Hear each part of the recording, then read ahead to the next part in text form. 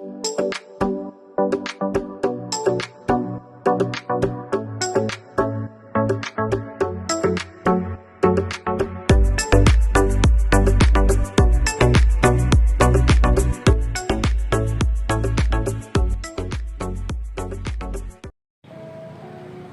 sebenarnya geli juga melihat tingkah Hesti yang ketakutan dan gugup begitu. Ibu mau ngomong sama Mbak Rati, kayaknya dia nggak mau balikin duitnya, lirik Hesti. Ya udah, kalau nggak mau, suruh aja ditunggunya polisi yang akan jemput dia. Bentar Mbak, aku yang akan bujuk ibu ya. Hesti kembali menelpon ibunya. 5 menit kemudian dia kembali. Udah Mbak, ini ibu sedang mencari ATM untuk transfer.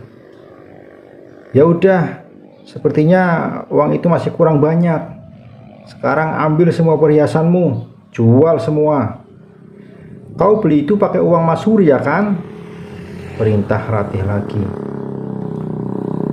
Jangan, itu baru aja aku beli, teriak Hesti memelas. Hei lihat, Mas Suryamu itu sedang sekarat, ibunya juga sekarat. Kau mau mereka mati? Cepat, kau jual perhiasan itu sekarang juga. Baiklah Mbak. Perempuan itu kemudian pergi meninggalkan Ratih, pergi menuju ke toko perhiasan untuk menjual semua perhiasannya.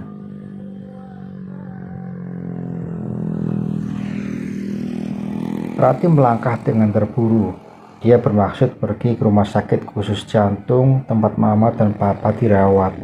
Sementara urusan Surya dia serahkan kepada Hesti.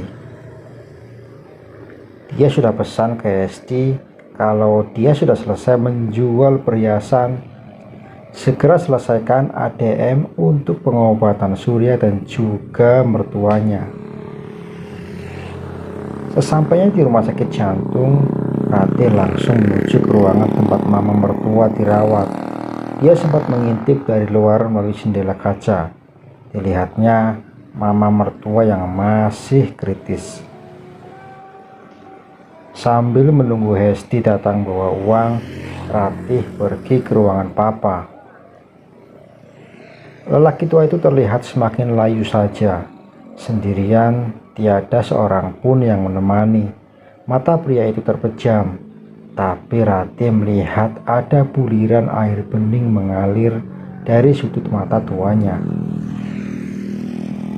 Baru saja Ratih hendak melangkah pergi, pria itu memanggilnya. Ra. Ratih diam terpaku. Tadi dia mengira papa mertuanya terlelap hingga tidak menyadari kehadirannya. Ternyata dia salah. Sini nak. Suara berat dan parau itu kembali memanggilnya. Suara orang yang dulu sangat dihormatinya, tapi berubah benci saat dia berkhianat karena hendak menikahkan Surya dengan Hesti diam-diam. Duduk di sini, temani papa, ucap pria itu lagi, lirih. Luluh hati Ratih seketika. Dia berusaha mengesampingkan ego bahwa dia sedang membenci pria tua itu. Dekat sini, papa gak bisa bicara keras-keras. Papa hanya mau tanya, sebentar saja, pintanya memohon. Ratih menurut. Dia duduk di kursi dekat ranjang yang sudah disediakan. Terima kasih, kau sudah mau datang. Papa hanya mau bilang kalau tadi Mbak Risma nelpon papa. Ratih masih terdiam, sambil matanya tak lepas dari wajah pria di hadapannya. Katanya kau menggugat Bisa Surya, benar begitu? Ratih tak tahu harus menjawab apa. Sungguh Ratih tak mau dia pingsan lagi. bila tahu yang sebenarnya. Papa sangat lega mendengarnya, Nak. Apa? Tak sadar Ratih memekik. Pernyataan lelaki renta ini sungguh di luar dugaannya. Lelaki itu menangis. Air mata tumpah di pipi keriputnya. Ratih tidak tahan lagi. Akhirnya dia pun menghambur dan memeluk pria itu. Maafkan Papa ya. Papa harusnya membelamu, bukan malah mendukung rencana pernikahan anak kurang ajar itu. Ternyata Papa terpedaya oleh omongan Surya. Papa tahu dari mana? Ratih mengangkat kepala dari dada pria itu. Papa mendengar dan melihat semuanya. Ibu perempuan itu berkali-kali meminta uang kepada Surya saat mereka menjenguk Papa. Entah dari mana Surya dapat uang. Papa tidak tahu, ucapnya pilu. Ratih bingung. Haruskah dia menceritakan kalau Mas Surya telah menjual beberapa tempat usahanya? Bahkan perusahaan yang tersisa pun nasibnya belum jelas karena tidak bisa menutup biaya operasional. Tinggal menunggu pilot saja. Apa gugatanmu sudah beres? Maafkan Ratih, Pak. Ratih mulai terisak. Tidak apa-apa. Papa berdoa semoga kau bisa menang menggugat Surya. Dan kalau boleh, izinkan aku menganggapmu sebagai putri dan kakek Cindy, cucu perempuanku.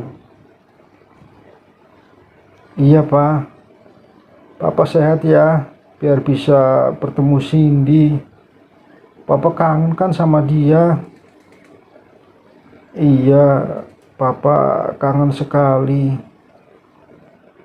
Cepat sembuh, biar cepat pulang, bisa main sama Cindy, ucap Ratih. Akhirnya dia bisa mengeluarkan senyumnya.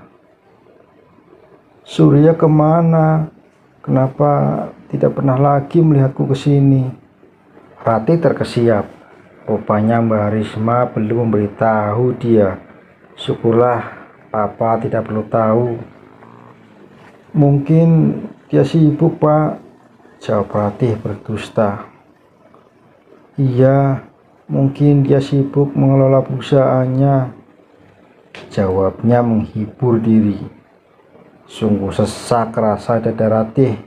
Papa mertuanya tidak tahu kalau nasib perusahaan yang dia dirikan dan dia besarkan dengan susah payah, nasibnya kini di ujung tanduk. Bagaimana Ratih bisa mengatakan semuanya?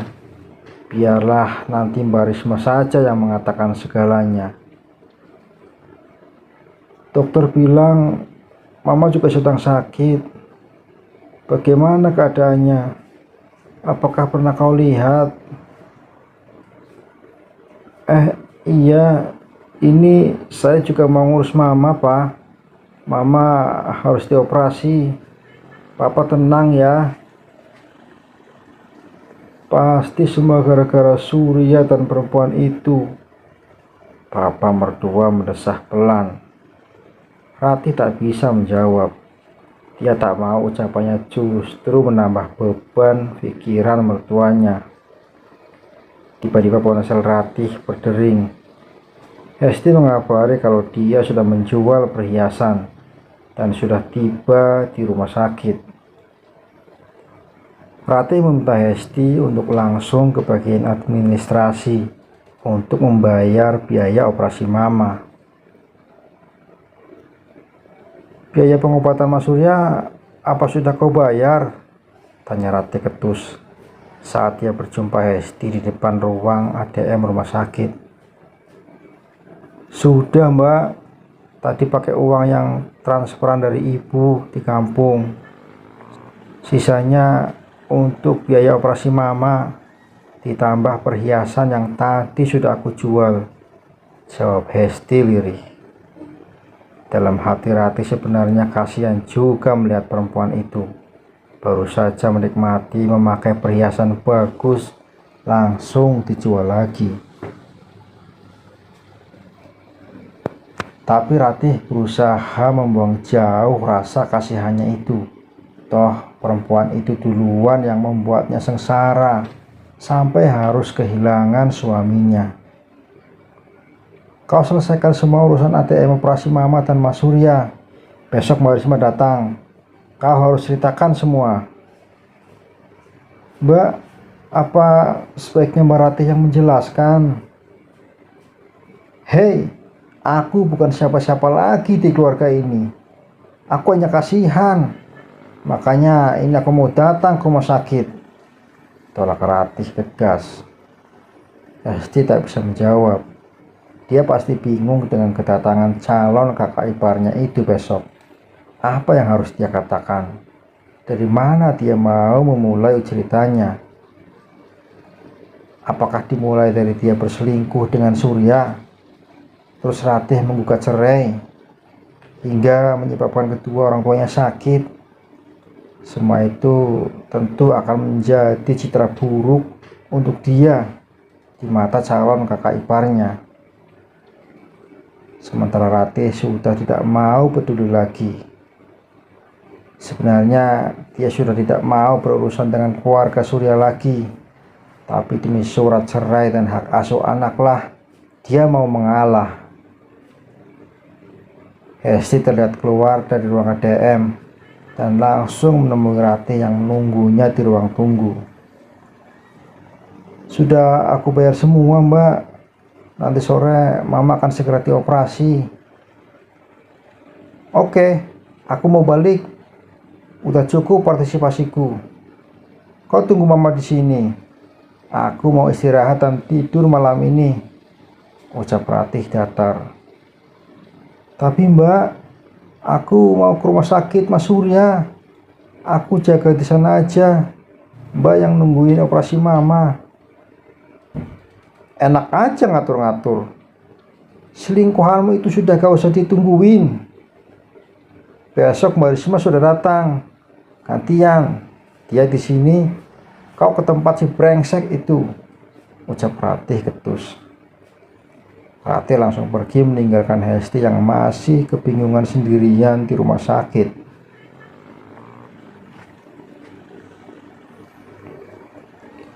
Hari menjelang sore saat Ratih tiba di rumah. Setelah memeluk dan menciumi putrinya, Ratih langsung menuju ke kamar mandi dan ingin sekali melepas lelah dengan mandi air hangat. Permasalahan-permasalahan yang menderanya beberapa hari ini semakin menumpuk dan membuatnya stres. Dia berharap semua itu akan segera berakhir. Selesai menenangkan diri di kamar mandi, hari sudah menjelang malam. Ratih mengambil ponselnya, membaca pesan-pesan yang belum dia baca sejak siang tadi. Hesti yang mengabarkan operasi Mama berjalan lancar. Mbak Risma mengirim pesan kalau dia sudah berangkat dengan penerbangan pertama. Mas Rama menyuruh jangan lupa makan malam, istirahat dan tidur yang nyenyak. Tiba-tiba ponsel Ratih berdering. Nomor rumah sakit yang sedang menangani Surya.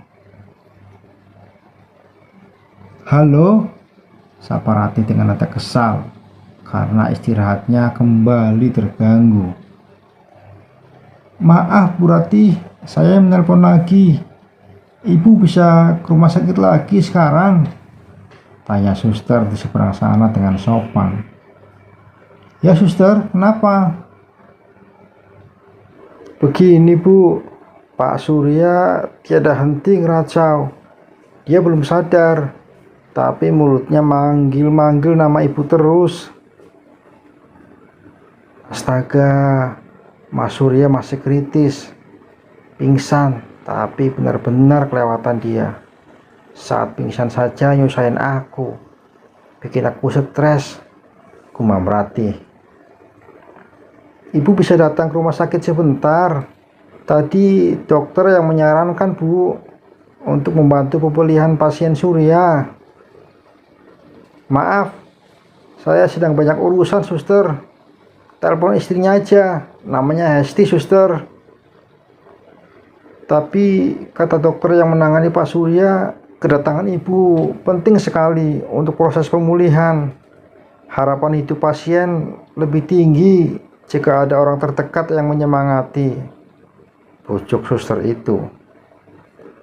Akhirnya laki-laki pertahanan Ratih jebol. Sisi kemanusiaannya mengatakan kalau dia harus ke rumah sakit untuk melihat kondisi Surya.